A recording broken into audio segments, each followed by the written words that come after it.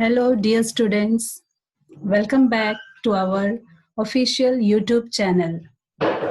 Today, hereby, I'm going to tell you about velocity and acceleration. What is velocity and acceleration? You already have heard this or learned about this in previous class. In this video, in this class, we are going to learn it in a little bit more in detail. So, on completion of this lesson, you will be able to define what is reference point in relation to the position of an object. You will be able to describe average velocity and relative velocity. What is acceleration and retardation? Write the equations related to velocity and acceleration and use them in solving problems. So let's continue.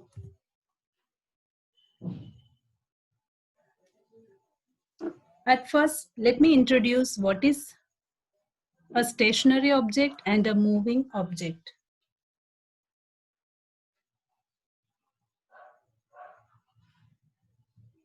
The objects which do not change their position normally, they are called stationary objects. For example, a book placed on a desk, a building constructed at a place, trees, houses, electric poles, etc. These all are stationary objects. And those objects which move, or in other words, which keep on changing their position with respect to some other surrounding objects, are moving objects. A flying bird, a running car, a rolling football on the ground, etc. So, an object is said to be at rest if it does not change its position with respect to its surrounding objects, and an object is said to be in motion if it changes its position with respect to its surrounding objects. Rest and motion are also said to be relative terms, related terms.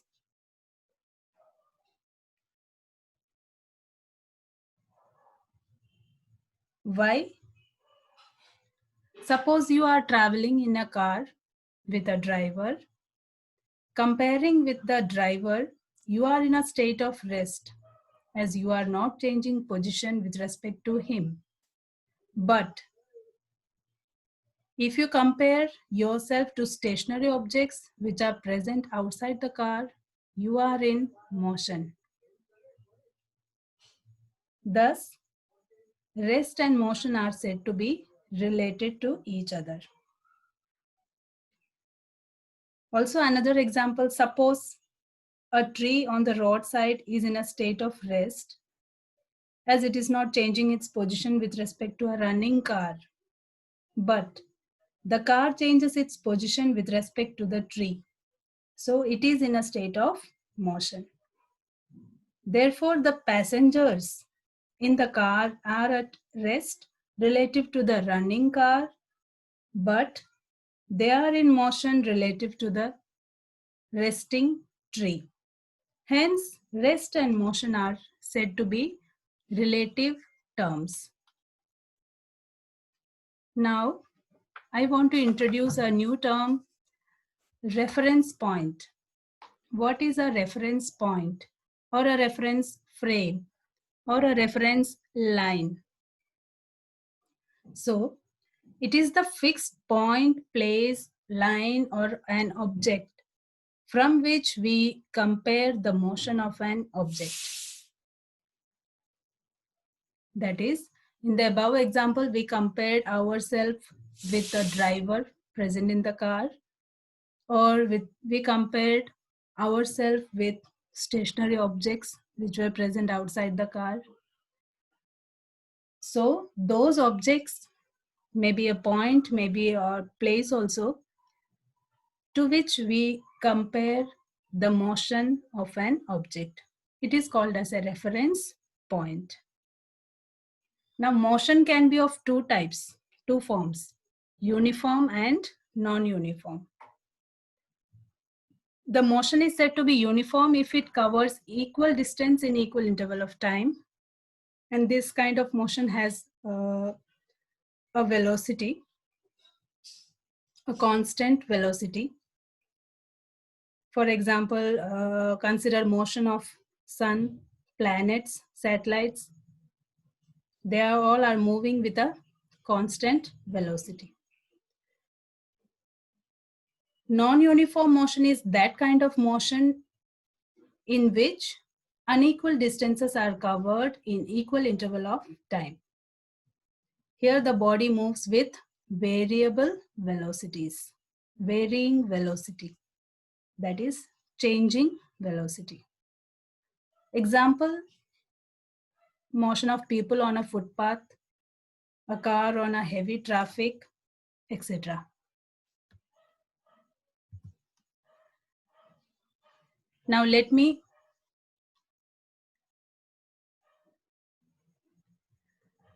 introduce speed. The distance traveled by a body per unit time is called speed. It is a scalar quantity. Its SI unit is meter per second. We can write speed as distance s by time t. So speed is equal to s by t. Speed also, again, it can be divided into two, uniform and non-uniform, similar to motion. A body is said to be moving with uniform speed if it covers equal distance in equal interval of time throughout its motion. An example is given here, motion of a ball on a frictionless surface. If there is no friction, the ball is not going to stop. So it will keep on moving. Non-uniform speed. A body is said to be moving with non-uniform speed if it covers unequal distances in equal interval of time. Example, motion of a car in a crowded street. Let's move on to average speed. The total distance traveled by a body divided by the total time taken to cover the distance is called average speed. Now comes velocity. Speed and velocity almost similar. Only difference is speed is a scalar quantity, velocity is a vector quantity. Velocity needs direction also to be described properly. Velocity can be defined as the distance traveled by a body per unit time in a given direction. It is a vector quantity, its SI unit is meter per second. Here, velocity is displacement by time. Displacement by time. Speed is distance by time. Velocity is displacement by time, or in other words, distance by time in a given direction, in a proper direction. S by T. Now here I have kept two pictures which shows uniform velocity and non-uniform velocity. Let's see what is uniform velocity. Here you can see a boy running from point A towards point D. Here the boy is covering 10-meter distance, that is from A to B, in 1 second. In another 1 second, from B to C, again the same distance, 10 meter. Again in third second also he is covering 10-meter distance. That is similar to uniform motion, similar to uniform speed, uniform velocity also. That is, here the boy is covering equal distances in equal interval of time in a particular direction. And so he is said to be having a uniform velocity. Let's move on to non-uniform. Here unequal distances covered in equal interval of time. That is, in first second, he is covering 10-meter distance. In second second, he is covering 20-meter distance. And in third second, he is covering 15-meter distance. That is, unequal distances are covered in equal interval of time. So the boy is said to be moving with non-uniform velocity. I hope you understood. Now let's move on to average velocity. Average. It is the ratio of total displacement by total time taken. Average velocity, it is represented by VAV, or it can be written like V bar. V bar or VAV, that is average velocity, is equal to total displacement S by total time taken T. Also average, that is arithmetic mean, can be considered as the arithmetic mean of initial and final velocity, that is initial velocity plus final velocity divided by 2. If U is represented, if U is used to represent initial velocity and V is used to represent final velocity, then average velocity is calculated as U plus V by 2. So here we have two equations for average velocity. Now if total displacement and time is given, then you may calculate average velocity by using this first equation, total displacement by total time taken. If initial and final velocities are given, then you may use arithmetic mean of these two to find average velocity. Now here one note I have included. When a body is moving in a curved path with a uniform speed, with a constant speed, maybe in a curved path or in a circular path, its speed remains the same, constant, but velocity is said to be changing at each point of the curved path. Why it happens? Even if speed is constant, velocity is not constant there. Because if you consider the direction of motion of the body, then in a curved path, the direction of the motion of the body is continuously changing. And velocity needs direction also to get described. So if direction changes, velocity is said to be changing. So that is the case, the case where speed remains the same, but velocity changes. That is the case when a body is moving in a curved path or in a circular path. Now next topic is our relative velocity. What is relative velocity? The velocity of a body described relative to a reference point or reference frame, or relative to any other body, is called relative velocity.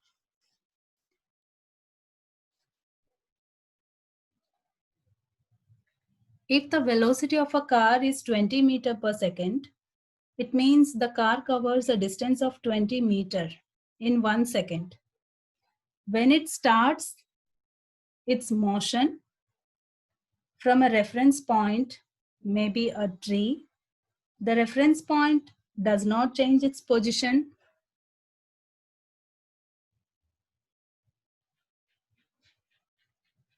but the car is covering 20 meters in every 1 second. Now here, some illustrative examples I have given. Let us consider two cars. Here you can see, if you look very carefully, X. Let the above car, the upper car, be represented by X and below one by Y. Here you can see the upper car is moving with 15 meter per second. Velocity of upper car, velocity of X is 15 meter per second. Velocity of Y is also 15 meter per second. Here both are moving in the same direction. That is the case, motion in the same direction with same velocity. Now in this case, let us calculate what is relative velocity of one car with respect to other. Now velocity 15 meter per second means 15 meter distance is covered in 1 second. That is, after 1 second, car X covers 15 meter and reaches this point. Similarly, after 1 second, if you look car Y, it has also covered 15 meter distance. They started from the same place, that is AB line is here. After 1 second also, they are in the same place, they are together. So here, two cars X and Y are moving in the same direction with same velocity from reference line AB. Their relative velocity is found to be 0 as they are not covering distance relative to each other. That is, they have come to the same point. So no relative distance is covered. Hence, relative velocity is said to be 0. That is the case where motion is in the same direction with same velocity. Now, second example, look here. Motion in the same direction but with different velocity. Here again, two cars I have shown, car X and car Y. Here you can see car X velocity is 10 meter per second, car Y velocity is 20 meter per second. That is, in 1 second, car X is traveling 10 meter distance, whereas car Y is traveling 20 meter distance. Look here. After 1 second, car X has reached this position and car Y has reached this position. Look the difference. What is the difference here from this dotted line to this dotted line? That is 20 meter covered minus 10 meter covered. That is 10 meter. So let me read here. The velocities of the cars are different. So they cover unequal distances in equal interval of time. That is, car Y covers 10 meter more distance compared to car X. So relative velocity, we can say 10 meter per second. Relative velocity of car Y with respect to X is 10 meter per second. I hope you are following. Now, third case, motion in opposite directions with same or different velocities. Opposite direction, that is, if one is moving towards east, then other one is moving towards west. Let us see here, line AB, that is reference line, car X, this one with velocity 20 meter per second, car Y with velocity 20 meter per second, same velocities. Car Y is moving towards left side, whereas car X is moving towards right side. 20 meter per second means after 1 second, the car has covered 20 meter distance and reached here. Similarly, car Y, 20 meter per second, that is, after 1 second, it has also covered 20 meter distance and has reached here. Now, can you see the distance? Can you see the position of car X and car Y after 1 second? After 1 second, distance between them has become 20 plus 20. That is, cars are covering 20 meter distance in opposite directions. And car X has covered 40 meter distance, or we can say car X is 40 meter distance away from car Y after 1 second. Similarly, car Y is also 40 meter distance away from car X. Hence, relative velocity is 40 meter per second. Now, if they are moving in opposite direction with different velocities, Again, the same case. That is, look here, car X is moving with 25 meter per second. After 1 second, it has covered 25 meter distance and reached here. Whereas car Y moving with 15 meter per second velocity, that is, after 1 second, car Y has covered 15 meter distance. Now, what is the total distance between car X and car Y? That is 15 plus 25. That is 40 meter distance between them. Or car X, relative velocity of car X with respect to Y is 40 meter per second. So here you can see one thing clearly. If the cars are moving in opposite directions with same or different velocity, relative velocity between them is addition of their respective velocities. Here we can form a formula. When cars X and Y are moving in the same direction with respective velocities, then relative velocity of car X with respect to Y, it is normally written as Vxy. Velocity of car X with respect to Y. Relative velocity of car X with respect to Y, that is 10 meter per second according to the given values. 25 minus 15, 10. That means X is in front of Y. 10 meter distance in front of Y. Or in other words, relative velocity of car Y with respect to car X is Vyx, that is equal to minus 10. It shows that car Y is lagging behind car X, or car X is moving in front of car Y. Now, note Vxy is equal to minus of Vyx. The difference is magnitudes are same, but here the case is, since it is velocity, direction comes, and this negative means one is behind or other one is behind. So don't get confused. Minus shows that car Y is behind car X. Now, if cars are moving in opposite directions with respective velocities, same 25 and 15 meter per second, then relative velocity of one car with respect to other is just sum of their velocities, as we saw in the above examples. Okay, now let's move on to next slide. Acceleration and retardation. What is acceleration? What is retardation? The rate of change of velocity with time is known as acceleration. It is a vector quantity as it has got both magnitude and direction. Acceleration is represented as small letter a. Its SI unit is meter per second square. Hence, acceleration a is equal to change in velocity divided by time taken for that change.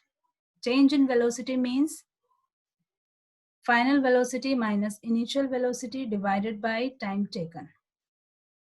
Or if V represents final velocity and U represents initial velocity, T represents time, then A is equal to V minus U by T. Always remember, a body moving with uniform velocity has its acceleration 0 as the change in velocity is 0. Uniform velocity means constant velocity, that is change in velocity is 0, therefore acceleration is 0. I want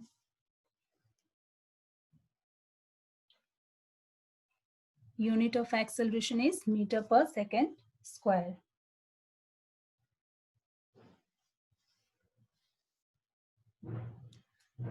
Okay.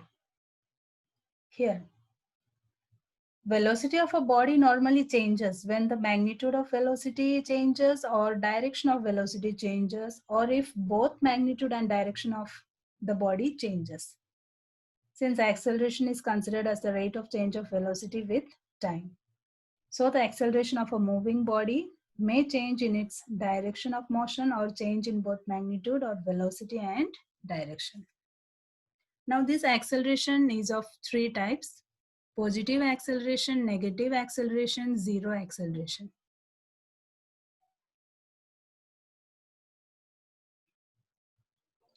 Now if the velocity of a body increases, then the body is said to have a positive acceleration. In other words, a positive acceleration means increasing the velocity within a time interval, usually in a very short interval of time. For example, consider a car which is starting to move from rest. From rest means initial velocity is 0 as it is at rest, and velocity goes on increasing. When velocity goes on increasing during the motion, acceleration is considered to be positive, or the body is said to be positively accelerated. Accelerated means it is positive. I mean, velocity increases. It is clearly understood. Accelerated, that is, velocity is increasing. Now consider another example, like an object is dropping down from a height. Its velocity goes on increasing as it falls down. So the object has positive acceleration. In these examples, we can say that the direction of the velocity and acceleration is same.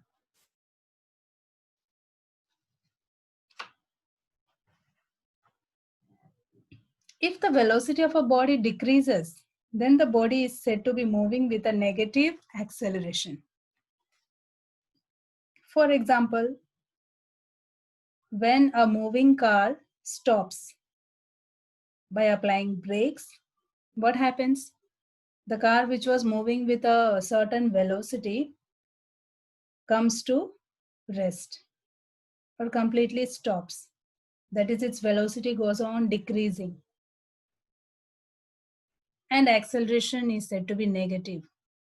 That is, if the velocity of a body decreases, then the body is said to have a negative acceleration.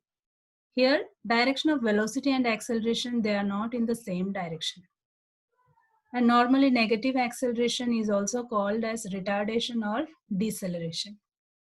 That is, the body is said to be retarded or decelerated if its velocity goes on decreasing. So what is retardation? The negative acceleration is called retardation. Another example, a ball is thrown upward. Here the ball moves up at first, then gradually its velocity goes on decreasing with time. Here the direction of ball's velocity is upward, but acceleration is in the downward direction.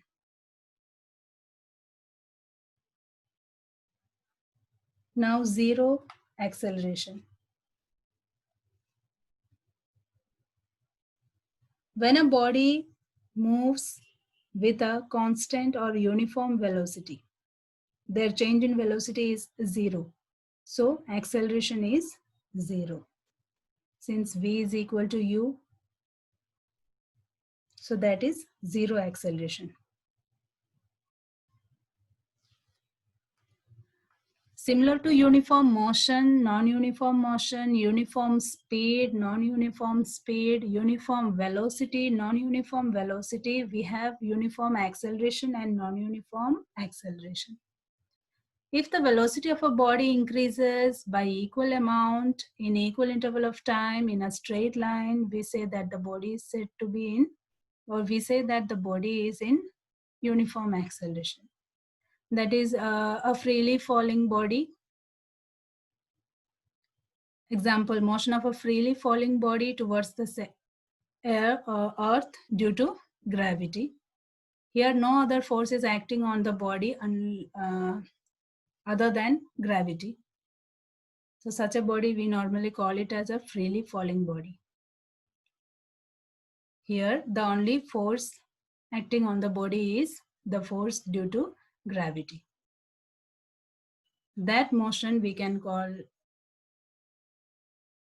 having a uniform acceleration. Non-uniform, if the velocity of a body increases in unequal amount in equal interval of time on a straight line, we say that the body is in non-uniform acceleration. That is the motion of a car running in a hilly road.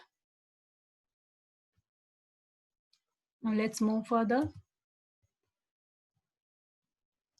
As I had told you in the topic itself, we are going to learn about certain equations. Equations of motion on a straight line, normally that is uniformly accelerated motion case. In that case, the equations of motion that are used to describe the different components of a moving body and show the relation among them. Now, what is the use of this equation of motion? That is, they are used to describe different components of a moving body. Like separately, it's what is its velocity, what is the distance covered by it, etc. And show the relation among them. Let's start. Consider a body traveling with velocity u. It travels s distance in t seconds or for t seconds and gains a velocity v. So here clearly you can see initial velocity is u, final velocity is v, distance covered is s, and time taken is t. Now we have what is acceleration, change in velocity, rate of change of velocity, that is v minus u by t. On cross multiplying, you get at is equal to v minus u. Taking u to other side, v is left, v is equal to u plus at. So this is your first equation of motion. V is equal to u plus at. V is equal to u plus at.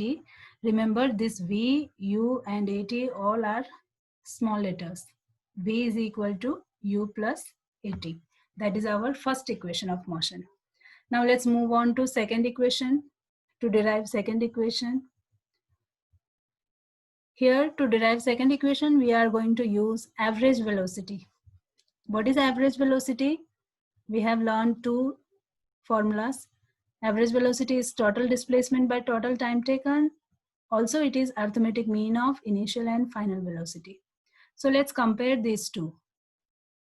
S by t is equal to u plus v by 2. Both are average velocity. On cross multiplying, you will get S is equal to u plus v by 2 into t. Now this is your second equation of motion. So remember first equation of motion, how we derived? We considered the example we took the help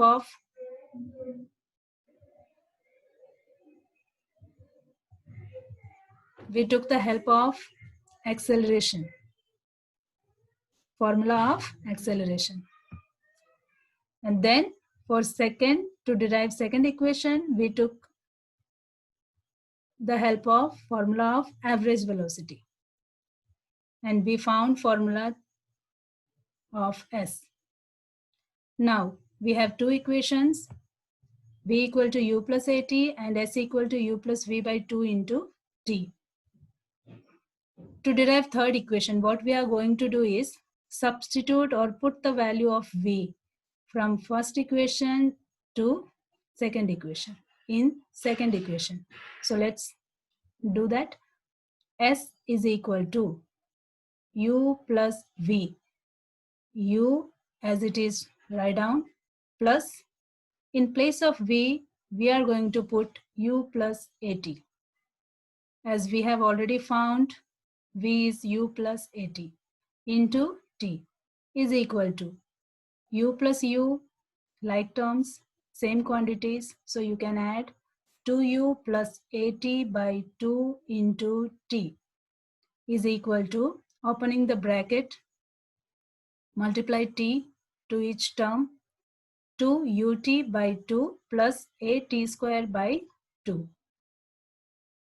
On dividing, you will get s is equal to 2 get cancelled, ut plus half at square, half at square. Hence the third equation.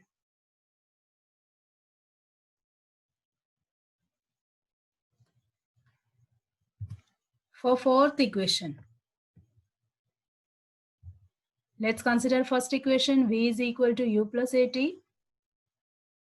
Now squaring the equation on both sides, we get v square is equal to u plus at whole square.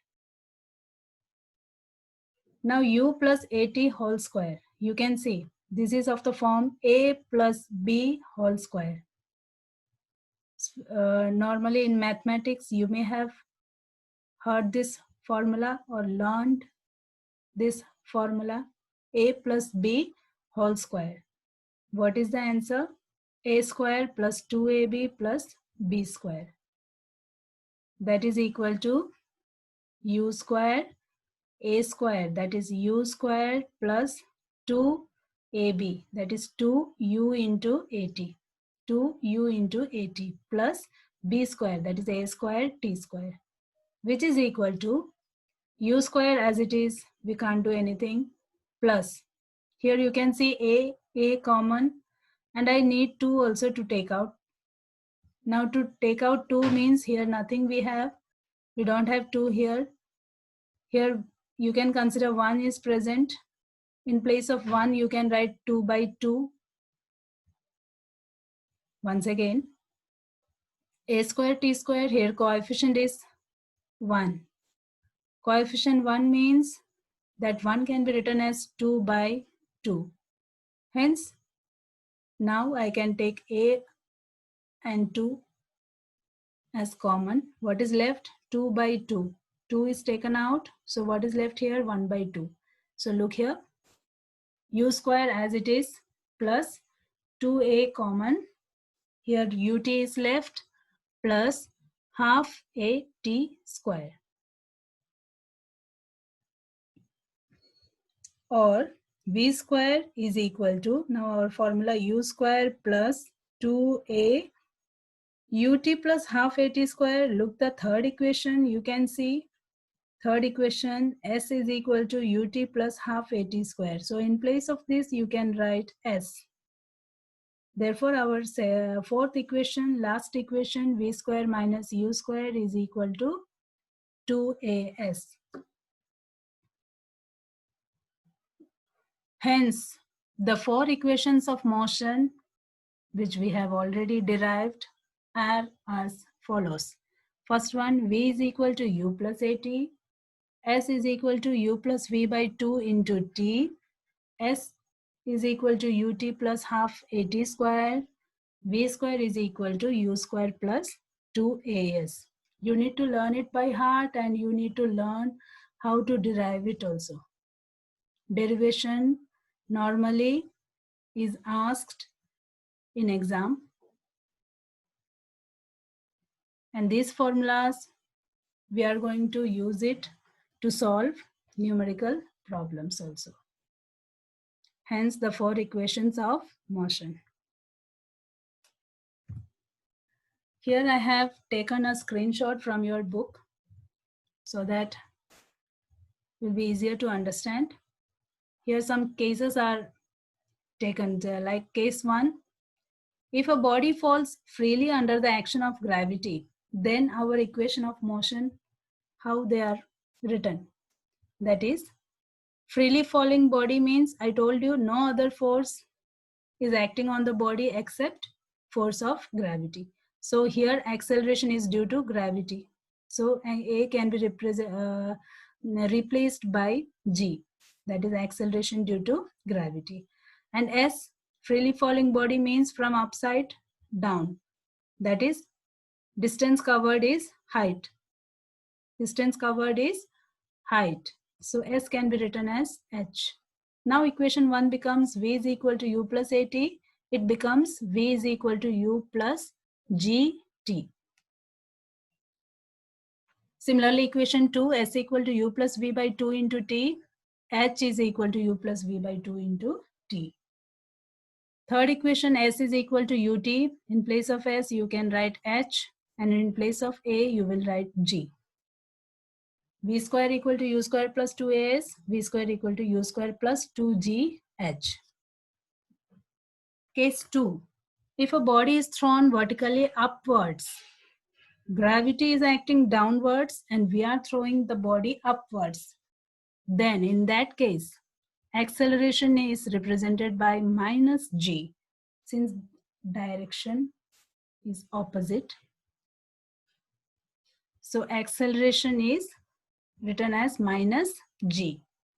S, h, distance covered is height. Equation 1 becomes v is equal to u plus at. That becomes v is equal to u minus gt. Second equation becomes h is equal to u plus v by 2 into t. Third equation, h is equal to ut minus half gt square. In place of a, minus g is written. So it becomes minus half gt square. Fourth equation, v square is equal to u square minus 2gh. Let's move on to third case. If the body is traveling with uniform velocity, that is constant velocity, that is velocity is not changing. In such a case, initial and final velocity are same, that is a becomes v minus u by t here. Anyhow, a becomes 0 since initial and final velocity are same. Thus, equation becomes s is equal to ut plus half at square. A is 0, that means s is equal to ut, or distance covered is equal to initial velocity into time. Hence, these are the changes that occurs in the equation according to the situation given. Now, while solving numerical problems, you need to see which situation is given. Then you need to replace it according to the situation. I hope you have understood. You need to learn what are equations of motion and how to derive them. Now, application of these equations of motion we are going to learn in coming videos. Thank you so much.